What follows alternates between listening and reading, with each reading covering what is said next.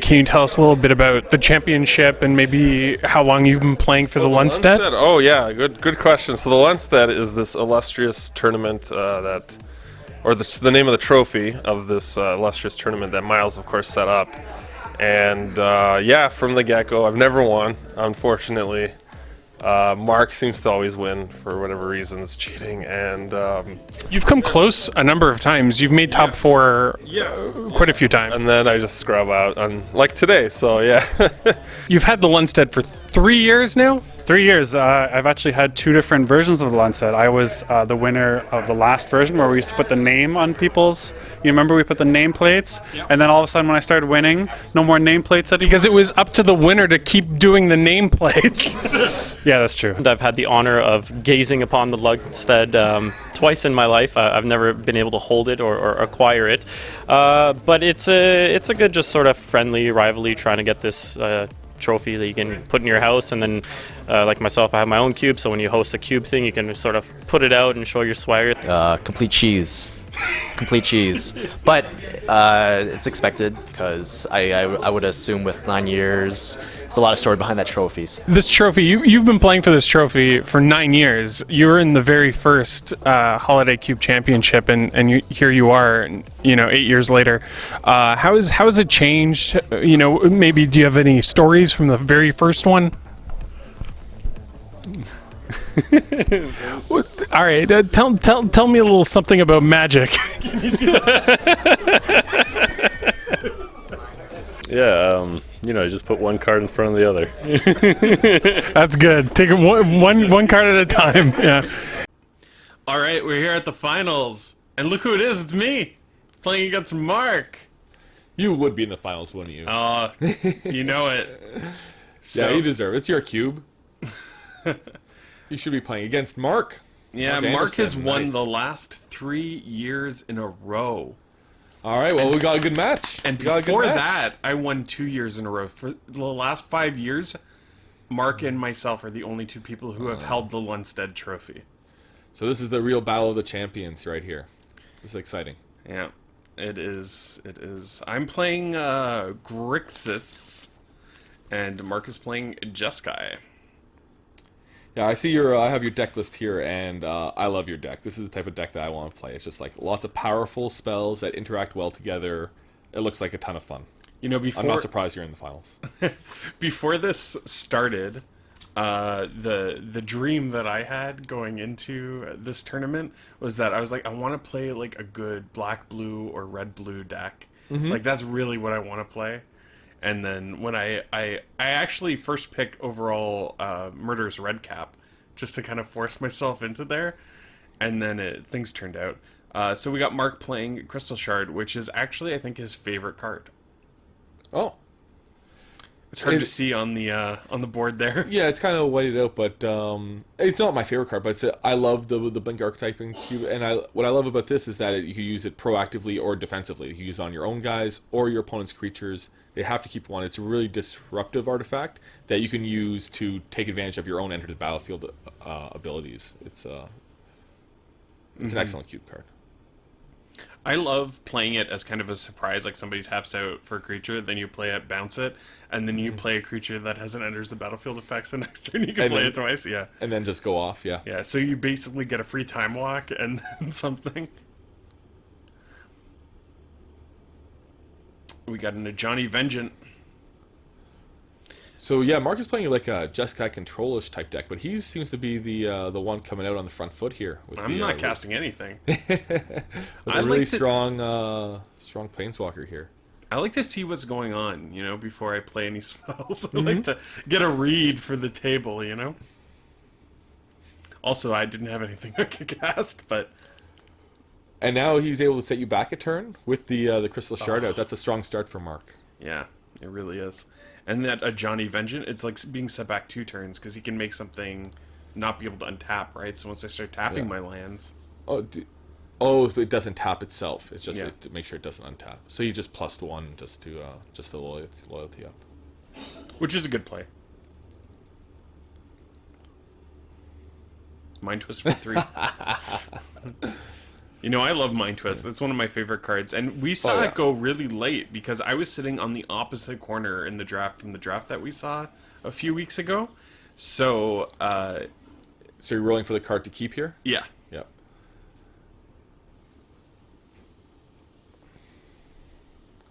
And 3 spells. Very Yeah, nice. we I got see a- a Fire Ice. Do you know what else he I discarded? think a Path to Exile, and is that a Spellskite? Or, I can't really tell what the middle one is. But he got a Glen Alundra Archmage. That would have been a nice one for me to get with the Mind Twist. That Yeah, was kind of. but you the gotta be goal. happy Mark keeps tapping out. With a deck like his, where the open mana could be worse here. But you have to be really concerned about the Ajani now. He's close to going off, and that's a one-sided get-in. It is. It is. It yeah. is, Aaron. Yes, it is. That is definitely on the top of my mind here. And if there was anything I could possibly The do, Murderous Red Cap would be looking pretty good. The first overall pick of the draft, does it come down? but I go for the Glen Alundra. I kind of want him to force him to bounce it. Does Mark take the bait? So Ajani Vengeant at 6. That's the ultimate, or is it 7? 7. It's 7. Okay, so you do have a little bit of time here. The Because, like, honestly, the Johnny Vengeance definitely on the top of my mind, but Crystal Shard Glen Alundra is really rough. yes, Like, I need to deal with that too. Like, I need to deal with a lot of these things. yeah. Glen Alundra, she's able to counter any non-creature spell. Yeah, for Yeah, blue, and that's has persist. very, very powerful. And he'll be able to do that basically every turn. So he takes 2 damage and plays a Sacred Foundry. Then he ups a Johnny, getting me off 2 blue.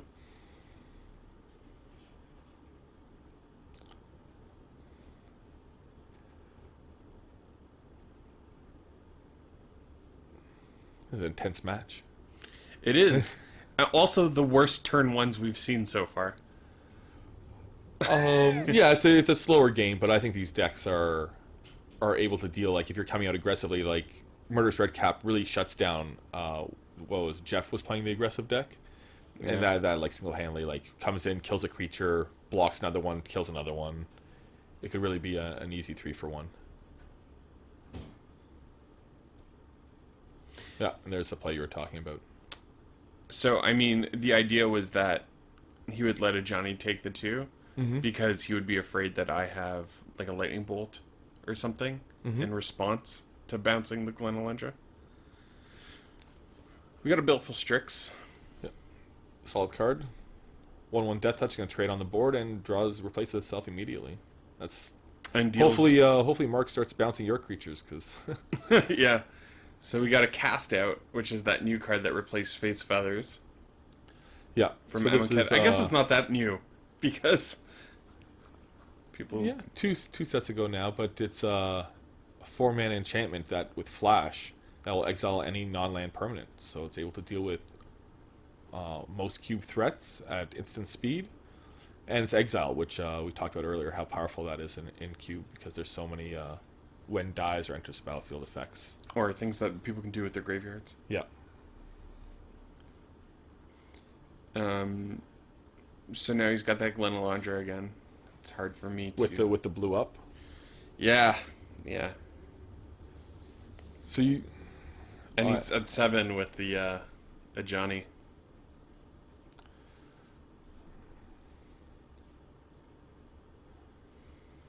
So yeah, so you good attack, because then he blocks and it dies, so you have a chance, if you could double spell, to maybe get rid of the Landra for good.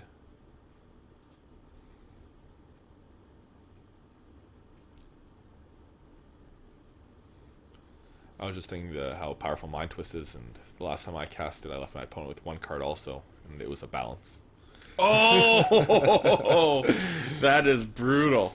Especially because it's random, right? So So that- they need to get super lucky. That was a real slow game. Both of us starting pretty early with no cards in hand. So he ults a Johnny Vengeant. which means I say goodbye to my lands. Yep. But I do have a Lutero core in play. Yeah, and luckily Mark doesn't have any threats at the moment anyway.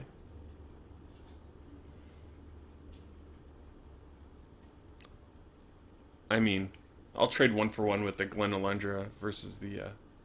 So he's just bouncing the wall and playing it again. Trying to draw a get some of the card advantage back that he lost. card. Plays a Scalding Tarn. Unfortunately, he's not like Canadian Santa and killing himself. So that Tarn shouldn't be a huge issue. I play an island, and I press. And if he hadn't Johnny'd me, what I just discarded there, it's hard to see, but it's a Nicol Bolas, which was one turn away from coming out. Plays this Hollowed Fountain tapped. Again, not following the Canadian Santa Yeah, rules of law of kill yourself faster than your opponent can. but it was end of turn. That's how you use fetch lands. Mm-hmm.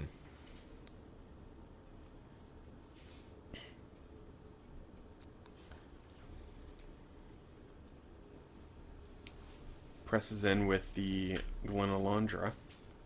Train 1 point of damage back and forth here. You know, one thing that he could have done when I played that Lutero core and he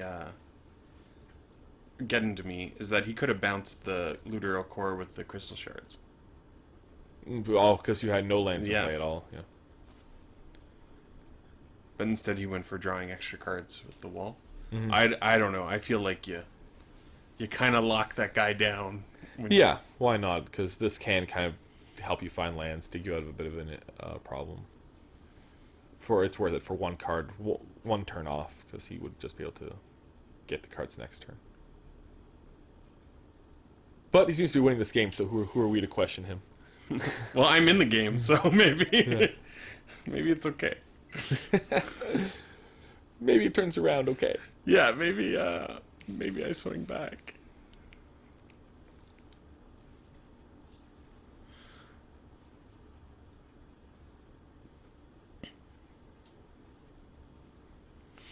So it's actually kind of funny how this draft went. Like, So you use the Crystal Shard there, so Yeah. the Crystal Shard should be tapped, but and they just recast the wall. There we go. And now Mark's able to sit back with his control deck. but his wall can't Trade block the me. one, yeah. Trade for the 1 point of damage for a while. Wait till he really builds up a solid mana base to keep up some counters. And Well, he did bounce the Glen Alundra, so it's 2 now. But this is a really tough lock to get out of because maybe a Maze of Ith will do it though if he's only swinging with one creature. yeah, a nice, And you can't counter it. nice removal spell that you can't counter exactly because it's not a spell, folks. It's an old school corn maze. That's really, really good. This is really some serious old school magic happening here. No, it's awesome. I just played my beta swamp too. Keeping it old. I like your mix of lands. Are you gonna throw any of the new? Yeah, definitely. Any of the foil ones I can get my hands on will go in. Maybe a couple non-foil ones. I like putting all sorts of different lands in. Oh, I get the Jitte. So get a real history of magic going, and that was countered with the Glen Alundra. No, with a mana leak. Oh, okay. He could have done the Glen Alundra. He's just showing off now, I think. Yeah, well, it's about the history, but also it really tilts players who like having all the same lands. And I'm like, So you're no. trying to squeak out a little edge there? Oh yeah, against your yeah. opponent. It's Yeah, my yeah. cube. I can do that. I'm That's allowed. right, I'm yeah. allowed that. And then he plays his Maze of Ith. A Core Haven, Yeah. so that'll prevent any damage from one attacking creature. Yeah. Target attacking creature.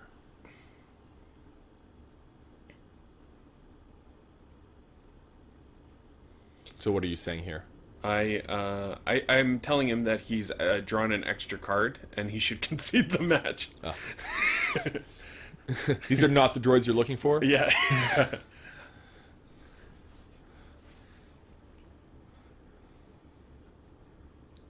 So he does get in with Glen Alundra. The fact that Celestial Colonnade has Vigilance is just That's silly. so dirty. It's just silly. It does cost 5 to activate.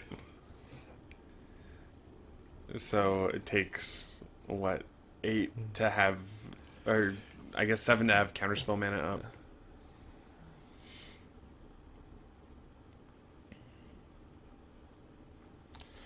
Well, So he prevented the damage. Are you able to loot off the... no, it says when it deals combat damage. There you go. The thing is, I'm not going to save it to block, right? We can't. Exactly. I'm not worried about his shadow The creatures. shadow. How much shadow do you have in your cube? I have the white guy who gives all attacking Oh, creatures Solitary +1. Champion. Yeah. And this guy... Luterial Core. And I just took out Dothy Marauder and Dothy Horror. The 2 black ones. Yeah.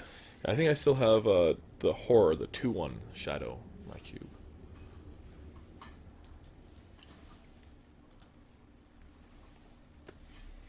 So the wall comes down for the, what, 15th time this game? Yeah. And now somebody finally lands a real threat. Yeah. Consecrated. And one that's going to net mark even more card advantage. And I think you have to be on the, if you're going to win, you're going to mill mark out plan. Yeah. Let me use all my draw spells on him and... You know, that's a good point. But at the same time, add the looter, because the looter lets him draw more cards off the Consecrated Sphinx. oh, wow. So, like, If he wants, it's a May ability, so you can't really even kill him like that, but...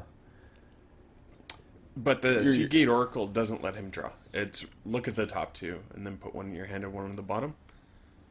Nice. Brainstorm, he would draw 6. Yeah, yeah, it's true. Doesn't seem worth it. No. If he was against Canadian Synth, that would be a really bad card for Senda to see. Because for me, it's a perfectly fine card to see.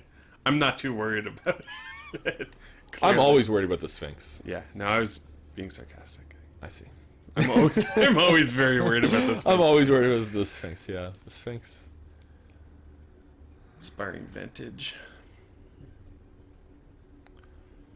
Which they finally printed. I think I know. Boros was really, really missing that fast land. That's the guild that wants it the most, and it just it didn't have it. But He I lands was really, really happy to see that one printed.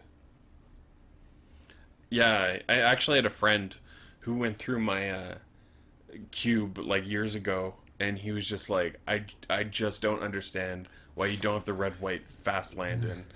And I was like, this doesn't exist. Like, he only played cube, he didn't play any other Magic, so you just assumed they printed all 10, right? Yeah, well, a person might do that, because that is semi-logical. Yeah. But they've done it now, so maybe your friend was writing lots of letters. And Yeah. they've finally done it, so now Cube players rejoiced everywhere. Since he tapped the Core Haven, I swung in for 1. So you drew and discarded and marked your 2 more cards. Yep. He doesn't have to discard, though. Because he's playing with broken cards, and I'm playing with fair cards. That's a cool island that you have there. That foil, old school, like Alpha Land. Yeah, it's an arena island. It's really like nice. an arena reward. It's very foiled. It's like pops out on the screen. Yeah, those old foils do that. He has lightning bolt. He bolts me in the face.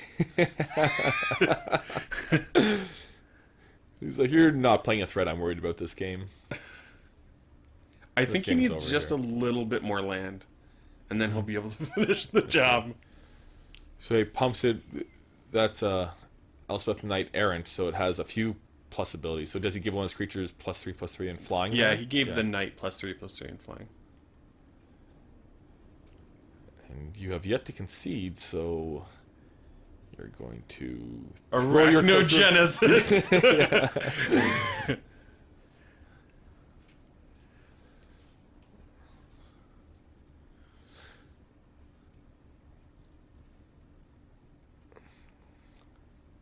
So Mark's deck was really able to go off this game based on that Crystal Shard.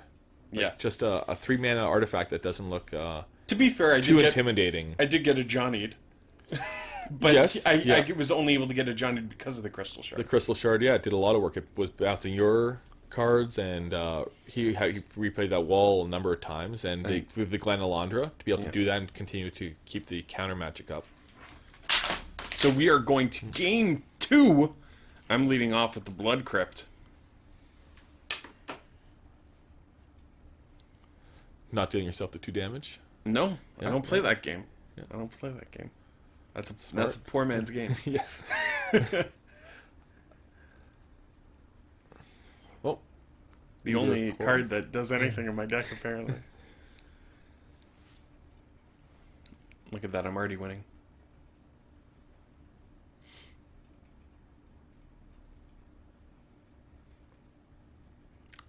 There's lots of choices with these fetch lands. Mm-hmm. You see, he cracked that, what's that card called? Marsh? Marsh Flats, yes. March Flats. He gets blue mana for it. Yeah. Such a good deal. And now with like the Battle for Zendikar lands and everything, there's a few like non-basic lands that have the basic land types.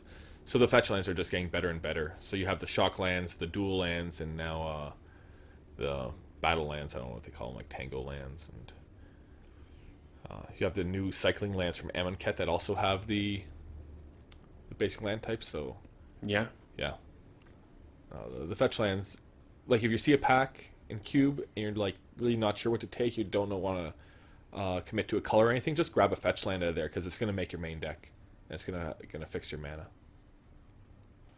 Look at this, yeah, 3 colors of mana on the turn 2 for Mark, for both of you, perfect. That's how we play Magic. But yeah, he's got that wall that does nothing. That's yeah, not doing much. Not against the shadow creatures. Now I get to play this spicy meatball over here, Duretti. Nice. One of my favorite planeswalkers in the cube. Yeah. So right now he's making just a 1/1 with Defender. That's correct. But now, for a -1, you're able to sacrifice an artifact and destroy target creature. Yeah. Or Yeah. artifact, I think. Right? Yeah, artifact or creature, yeah. So that is able to deal with the Crystal Shard well, for... Yeah. And he's making his own artifacts, so Yeah. just an engine upon himself. It's super relevant in cube. Like, if you don't know already, artifacts are a serious threat in cube. Usually want to have at least one main deck way of dealing with an artifact. Definitely. And that's another, I was talking about green earlier, it's being having its identity in like the mana elves. A big part of green also, if people should consider playing it or splashing it, is that it does have good artifact and enchantment removal in the creatures like Reclamation Sage or Uktabi Orangutan and a lot of these creatures. There's that a have new it in one, battlefields. actually, that just came out, Manglehorn. Oh, Manglehorn, that's right. And that card's great So in cube. it's a 2/2 that when it enters, it destroys an artifact. But also, all artifacts your opponents control enter the battlefield tapped. So any artifact creatures like Wormcoil Engine or something, they can't just play it and have it up to block. Or me or Battlesphere. Yes, yeah, that's right. The 4 blockers in one spell, yeah. So I did the -1 on Duretti, and I destroyed that wall because I don't want to see that Crystal Shard action happening. And I feel like And replay another artifact. Yeah. Boom. There you go. Draws you a card. I felt like that 1/1 token was pretty useless anyway, right? Like I was Absolutely, yeah. See, but I left myself open to a lightning bolt there. Mm-hmm. So that was a tough decision, and I wasn't really considering the fact that he could bolt Duretti. Lost Planeswalker. I did. It hurts. Duretti's Yeah. such a good guy. I want him. Yeah. I want to hang out with him any chance I get. I want to hang out with Duretti. Yeah, Lightning Bolt's like 3 damage for 1 mana instant. It's just that card's not getting reprinted. I don't think anytime soon. Not in a standard limited set. It's just And then this stings. The old So he- fire and ice. so he's dividing the 2 damage from fire to kill both your other creatures. So, but you know what? It's not as bad as it looks. Although he did remove your 2 threats, you did get to draw a card off that Baleful Strix. So really, you've just been 1-for-1ing him the whole time. And if not, you actually gain some advantage off the Duretti. Actually, I guess the wall drew him a card. So you're pretty even so far. And he missed a land drop. Oh no, you were on the play, so you're just 1 ahead. Yeah. So I do the 2 to the dome with the Murderous Redcap. Mm-hmm. There's no other targets in play. I want to put something on the board. Yeah. That's a good game of Magic so far. I still miss Duretti a lot, Aaron. Yep. He's gone. He's gone. And you can't be playing Magic like that. Once something happens, if you're going to concentrate on that, like, you're going to make more mistakes going forward. Don't let mistakes lead into other mistakes, right? You have to just, like, okay, this is the game state now, and you're still doing well, and it's still a game, so And we got a Phyrexian Metamorph. So he's copying what's that guy called? The your Murderous first Red pick. Cap. Yeah, first pick overall. Yeah. Yeah. And actually, And, my first killing your Murderous Red Cap with it. Yeah. my first pick in Pack 3 was actually Seagate Oracle. Oh. Well, you just need something low. Like, he's Yeah. a great card that replaces himself as That's kind of how I small felt 3 about drop. it. Yep. I opened a really heavily green pack, and I was nowhere near green. Mm-hmm. You don't think of him as a first pick, but that's a card that's very, very rarely being cut from your deck. But, I did get that Jete first pick, second pack, so things work out once in a while. Yeah. I did play the Curse of Shallow Graves just now. Now, this is an interesting card that I believe came out of Commander. You enchant a player, it's a curse, and whenever you attack that player with one or more creatures, you get a 2/2 zombie tapped. I also So why did you not attack here? because it's a 1/1 and he has a 2/2. But then you could deal it 1 damage, and you would get your 2/2 thing. You would I get a d- 2/2 zombie. Yeah. Yeah, that's a good point. I wanted to. You didn't consider it. Got it. I didn't consider it. Okay. Yeah.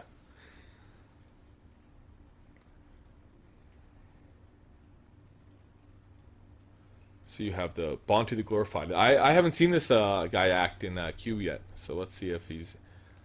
This is a decent deck for it, because you could lose some creatures here, because you're making creatures on the attack anyway. Mm-hmm. And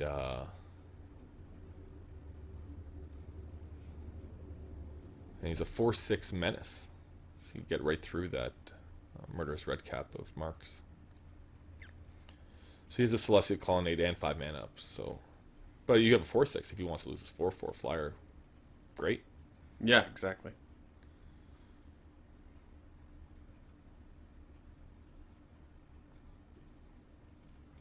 So, I didn't see that line. The line I saw is just that I'm gonna press in here and then generate Make the it 2/2. zombie and sack to Bontu. And so when you sack out to Bontu, they lose a life drain a and life. you gain a life. And scry one. Oh. Yeah.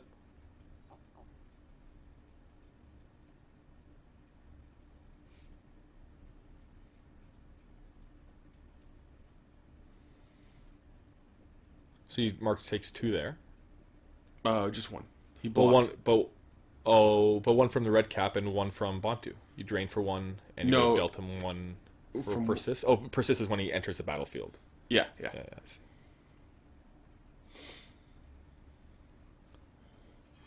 So I buried the card there.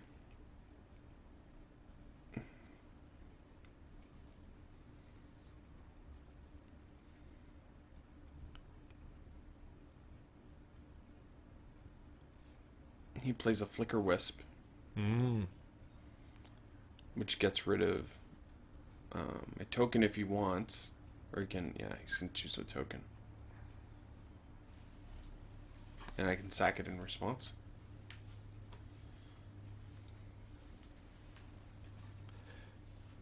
Sack outlets are always so useful. Yeah, totally. I'm a big fan, especially when you have things like persist and undying And token makers in general. or control magic effects that you're worried about losing the creature eventually. Yep.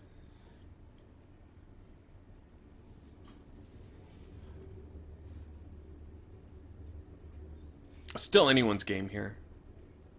He's got board control, kind of, but I have It wouldn't twice take as much health. Yeah, and it wouldn't take much for you to come back because on your attacks you're making guys. So here we see the negative parts of Bontu where because you can't get that attack because you have no creatures he can't get in. So you would really just need one creature to kind of get your engine going of making zombies and doing the sack and getting the spawn Exactly. to, and yeah, just it would feed itself. You need your Bitter Blossom. I do. You need your Bitter Blossom stat.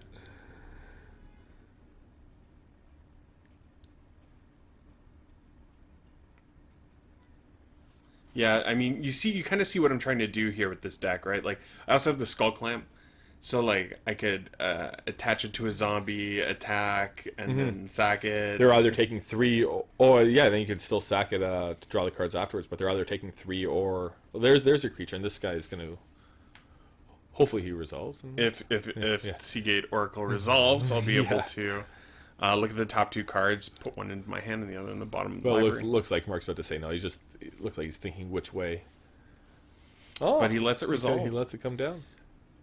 Or at least that's the amount of time I gave him before he could say anything. Yeah. I'm just gonna look at the top 2 cards now. The chess timer's up. It's over. So now I sack him to give, so that I can make an attack this turn. Mm-hmm. And that's the Force of Will. Leave that on the top. Oh, and he's got a Path to Exile for Bantu. Mean. He sack. Oh, you don't have the mana. But are you able to sack Bantu to himself? No, it's another, I think. Yeah. Well, you get a land. Yeah, but I know there's a Force of Will on top of my library. Oh yes. So now I'm talking about... Okay, I choose not to search for a land. Mm-hmm.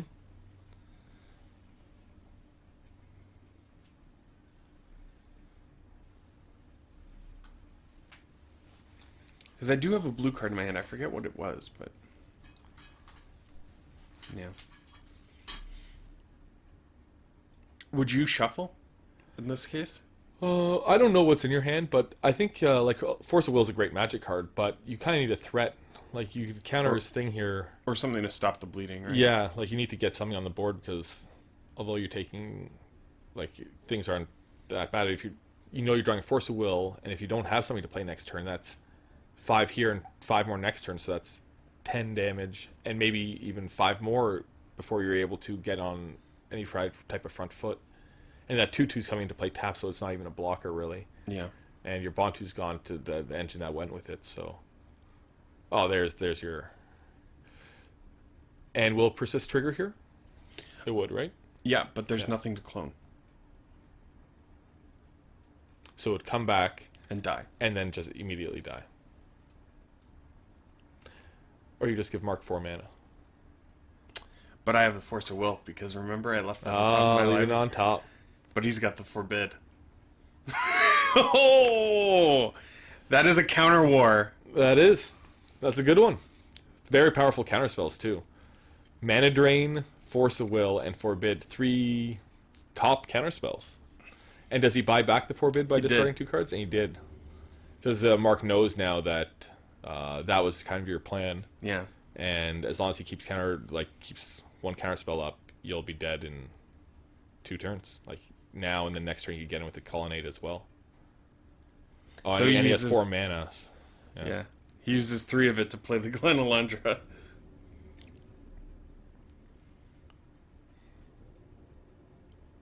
So you know what? I am between a rock and a hard place right here, but I gotta tell you, Aaron, you never count me out of a game of Magic.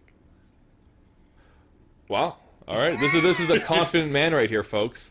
It's the confident man. I cycle my miscalculation. Because That's not a counter. Positive move. no, It's no. not a. But I had already miscalculated enough in the last turn that I didn't think I needed to miscalculate again. So I dropped the Rabble Master. Yep. Make it Goblin. I think with the flying though. Yeah, Over I and- actually did it post combat. Hmm. Just because I'm like I'm not interested. You know. Making goblins. I But that's mean, intense. You don't see that many counterspells. Usually the second counterspell to cast that kind of ends it in cube, right? Yeah. To have the third counterspell. But looking at Mark's deck list, he's playing a lot of counterspells here. He's playing a lot of instants in general. So I created the goblin, attacked, and then it got me the zombie. He blocked, and the goblin died. Perfect. Right? That's what, good. That's Yeah. what's supposed to happen. Yep. And then the game's over. Well, no, not necessarily. Okay. Oh, you see Canadian Santa making sure he doesn't leave it tap. All right, okay. So Mark wins for a 4th year in a row. I gotta go talk to him now. Mark Anderson, you were the 4-time Holiday Cube champion. Can you say it? How many times was it? Listen, just tell me what you're thinking, and then we'll move on. We'll do this again next year. Yeah, it was great. There's a spot on my shelf that has this dimensions with a little bit of dust around it, so it's going to be tough. Clean your shelf. Exactly in the same spot, because it's been there for so long. But yeah, it'll go back. This is the first time somebody reset the bracket against you, I think. I don't know, maybe I'm wrong about that. I'm still staggering from the beating I took. No, you're right. The first year I won, we did double limb. I had to reset the bracket. Second year I won without resetting the bracket. Third year I won, we actually didn't do double elimination. It was a top 4 redraft. And then this year I won, you reset the bracket. So I did. You were close. Yeah, I was close. Yeah. Congratulations, Miles. Thanks, you Mark. You took a match off me. Well done. All right, join us next year when 8 new players and Canadian Santa and Mark are going to be off at a different store somewhere. Bye-bye. You've won this pack of Modern Masters. Do you want to rip it open and show everybody what the rare and the foil is? Can we get the camera on the...